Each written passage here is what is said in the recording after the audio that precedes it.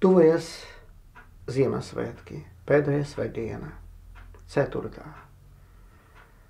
Ar pirmo adventa svētdienu iesakās jaunās baznīcas gads, un pāvests šo gadu veltīja konsekrētajām personām, lai par viņu gan lūgtos, gan lūgt no Dieva aicinājumu,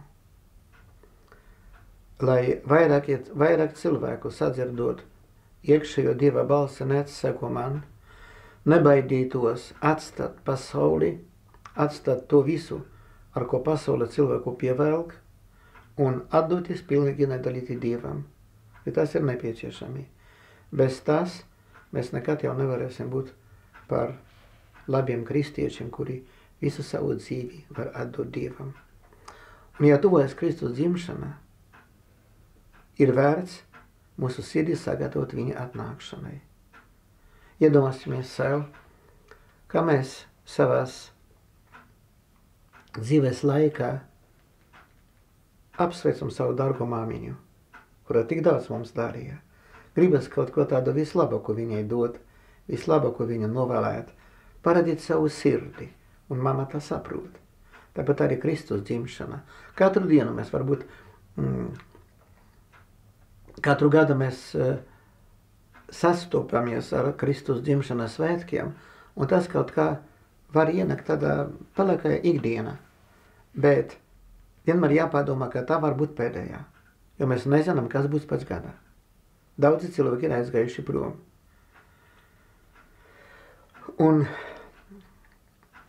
tāpēc uz Kristus dzimšanu gatavojieties, atdarīsim savas sirdīs caur labu greku sūdzi.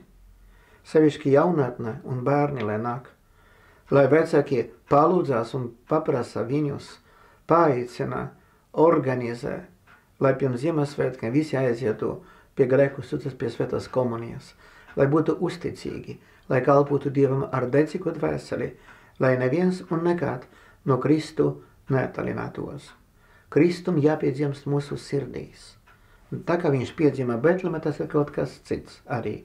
Tas ir notikums vēsturiski, un tu nevar aizmirst. Bet jāatļauj, lai tā Betlemē būtu mūsu sirdīs. Lai tā Betlemē būtu mūsu dvēselē, lai tā Betlemē būtu tas, kur Kristus var dzīvot. Atļausim viņam būt pie mums. Lai viņš ir pie sirds stūrā, lai vada mūsu dzīvi, lai to pārvalda, lai to uzrunā un pievērš mūs pie sevis, lai mēs būtu pilnīgi nedalīti atdoti. Mums taču ir bauslis mīli Dievu no visas sirds, dvēseles un prāta. Mīlēsim, kā svētais Jānis saka, ne ar vārdiem, bet ar dzīvi un patiesību, ar darbiem. Ne tas, kas man saka, kungs, ieies debesu valstība, bet tas, kas pilda manu debesu teva gribu. Tāpēc ar dedzības garu attīrīsim sirdīs un kalposim Dievam tam, ka tas ir pienākas, lai Kristus dzimšanas svētki atnestu mums atjaunošanu. Atjaunošanu tādā konsekrētās personas gadā, lai mēs kalpotu Dievam un citiem pamudinātu uz pilnīgu atdošanu Dievam. Šodien, rīt, visu dzīvi. Amen.